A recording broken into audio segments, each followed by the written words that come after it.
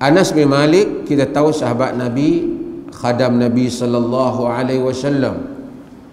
Anas bin Malik Al-Khazraji Al-Ansari An-Najjari,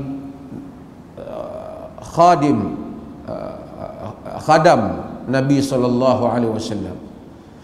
Dia seorang yang mengkhadamkan diri kepada Nabi sallallahu alaihi wasallam. Ibunya Ummu Sulaim hantar Anas untuk berkhidmat kepada Nabi. Kata Anas, khadamtun Nabiyya sallallahu alaihi wasallam 10 sinin. Aku khidmat dengan Nabi 10 tahun ketika di Madinah. Nabi ni hayat dia di Madinah pun 10 tahun. Sepanjang 10 tahun Anas bin Malik berkhidmat sebagai khadam Nabi sallallahu alaihi wasallam, sehingga tak ada tempat yang Nabi pergi melainkan Anas pergi. Ketika Anas mula berkhidmat dengan Nabi, umur Anas 10 tahun. Dan Anas ketika itu boleh membaca, boleh menulis. Dan kita kena tahu masyarakat Arab ni di Mekah khususnya, kebanyakan mereka tak membaca dan tak menulis. Bila Anas kecil-kecil boleh membaca dan menulis, pandailah Anas. Sehingga dia hadir di dalam peperangan Badar dan Uhud, tapi bukan untuk terlibat dengan peperangan kerana Anas tak cukup umur, tapi berkhidmat pada hal-hal yang lain. Ini kelebihan Anas. Sehingga Anas bin Malik radhiyallahu anhu mengetahui banyak hal berhubung dengan Nabi sallallahu alaihi wasallam. Banyak hal-hal yang tidak diketahui oleh kita, oleh orang lain, dilaporkan oleh Anas, kerana Anas melihat Nabi sallallahu alaihi wasallam. Kata Anas dalam hadis sahih, qadamtu Nabi sallallahu alaihi wasallam 10 sinin. Aku khidmat pada Nabi 10 tahun. Ma qala li qad uff, atau ma qala li uffin qad. Tak pernah Nabi kata pada aku hush, uff. 10 tahun tak pernah kata. Dalam keadaan Anas budak, kira dahsyat. Biasanya kita ni siapa pun kalau jumpa sekali-sekala kita bolehlah nampak okey. Tapi kalau setiap hari 10 tahun sama, ini menunjukkan tingginya nilai budi dan nilai akhlak Nabi sallallahu alaihi wasallam. Kata Anas, ma qala li syai'in sana'tuhu lima sana'tah. Tak pernah Nabi kata kepada aku pada sesuatu benda yang aku buat, pasal apa hang buat tu? Tak pernah. Wala li syai'in taraktuhu lima tarakta. Tidak pada satu benda yang aku tinggalkan, pasal apa hang tak buat? Kenapa engkau tak buat? Dia kata Anas, Nabi tak pernah kata itu. Wa kana an-nabiy sallallahu alaihi wasallam ahsanan nasi khuluqa. Adalah Nabi sallallahu alaihi wasallam, kata Anas, sebaik-baik manusia akhlaknya.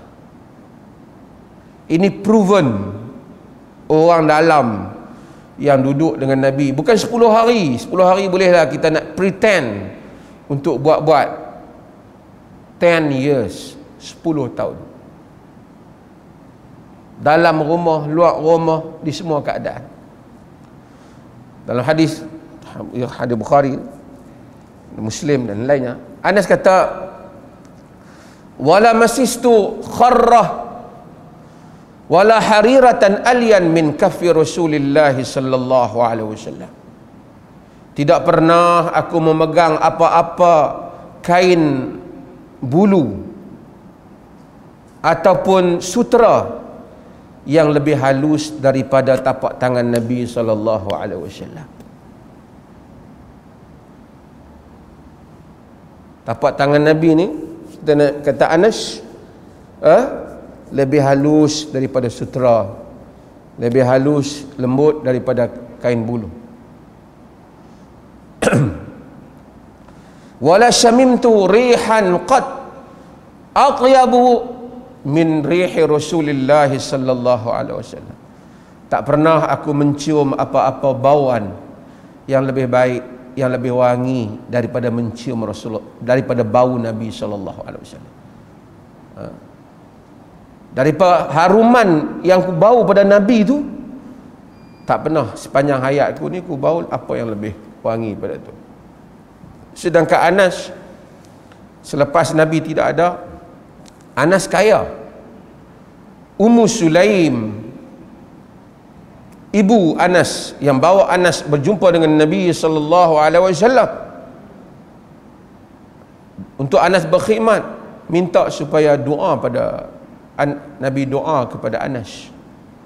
Nabi kata, Allahumma akthir malahu wa waladahu wa barik lahu. Ya Allah, banyakkanlah hartanya dan anaknya, dan berkati dia. Anas hartanya sangat banyak, anaknya pun ramai, anak cucu dia. Bila orang harta banyak, banyaklah benda kain yang dia pernah pegang, banyaklah juga haruman wangi-wangian yang boleh dia beli. Tapi kata Anas, dia tidak pernah mencium sesuatu yang lebih harum daripada bau Rasulullah sallallahu alaihi wasallam. 10 tahun serve Nabi sallallahu alaihi wasallam. Dalam rumah Nabi nak ambil wudu, Nabi nak pergi buang air, semua Anas khidmat dengan Nabi sallallahu alaihi wasallam. Meriwayatkan hadis yang banyak daripada perihal Rasulullah sallallahu alaihi wasallam. Dan ini adalah merupakan keuntungan yang besar bagi Anas bin Malik. Manusia ini kadang-kadang dalam hayat ni ada satu detik yang dia telah bertindak dengan suatu tindakan yang memberikan keuntungan sepanjang hayat kepada dia. Ummu Sulaim hantar anak dia supaya berkhidmat dengan Nabi, satu tindakan yang hebat. Mungkin orang nampak tolong khidmat pada Nabi sallallahu alaihi wasallam, tak tahu Nabi berapa lama nak hidup. Tapi akhirnya lihat Anas bin Malik, sampai hari ini kita menyebut nama Anas. Dia meriwayatkan kepada kita perihal yang kita tidak tahu mengenai kehidupan Nabi kita Muhammad sallallahu alaihi wasallam yang dia lihat ketika dia berkhidmat kepada Nabi sallallahu alaihi wasallam. Penuntut ilmu demikian. Kadang-kadang kita hantar seorang menuntut ilmu, masa menuntut ilmu susah dah. Makan tak cukup, susah. Tapi kemudian dia akan menikmati keuntungannya. Sebab itu kalau kita fikirkan balik hari-hari yang telah kita tinggalkan, pada waktu kita mempunyai peluang untuk menuntut ilmu, adalah merupakan hari-hari yang merugikan.